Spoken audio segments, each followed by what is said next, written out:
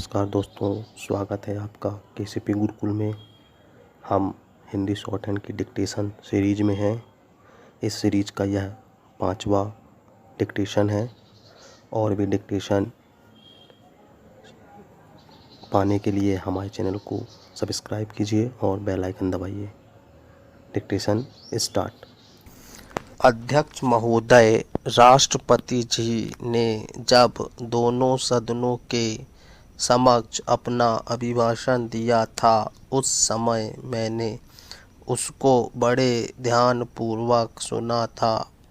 उसके बाद मैंने उनके अभिभाषण को बड़े ध्यान से पढ़ा है और उस पर मनन भी किया है। राष्ट्रपति जी ने एक बड़ी महत्वपूर्ण भूमिका उसमें निभाई है।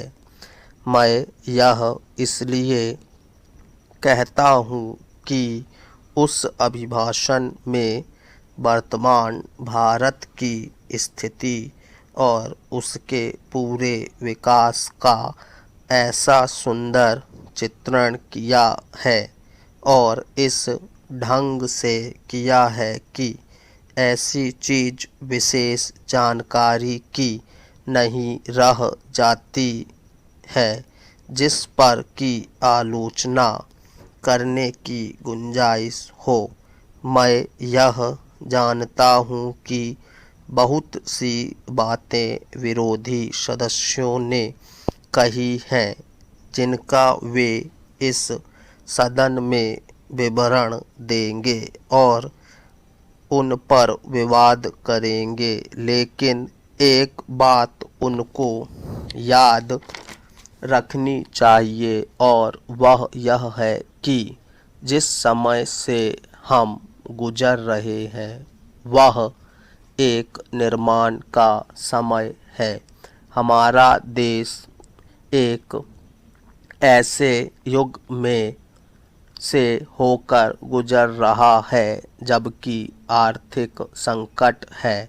देश के अंदर तनावपूर्ण वातावरण उत्पन्न हो रहा है और ऐसे समय में हमारा जो ध्यान है वह विकास की ओर होना चाहिए, समस्याओं को सुलझाने की ओर होना चाहिए, ना कि विरोध की ओर होना चाहिए। इससे देश का ध्यान बट जाता है। निर्माण के इस समय में निर्माण पर अपना पूर्ण ध्यान केंद्रित कर देने से यह लाभ होगा कि हर एक का ध्यान उस ओर चला जाएगा। इसके अतिरिक्त समस्याओं पर आप ध्यान दें।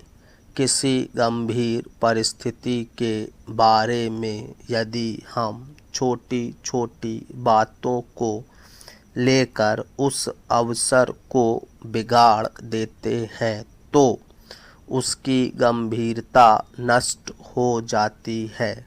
राष्ट्रपति जी देश के एक उच्च अधिकारी हैं। उन्होंने जो अभिभाषण दिया है उसमें बड़ी बड़ी बातों का ही जिक्र किया है।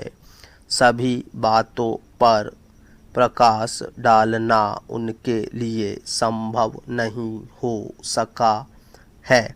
इसका एक कारण यह भी है कि बजट आदि प्रस्तुत होने वाले हैं और माननीय सदस्यों को बहुत से ऐसे अवसर मिलेंगे जिनको पाकर कि वे सब बातों पर अपना विरोध प्रकट कर सकें।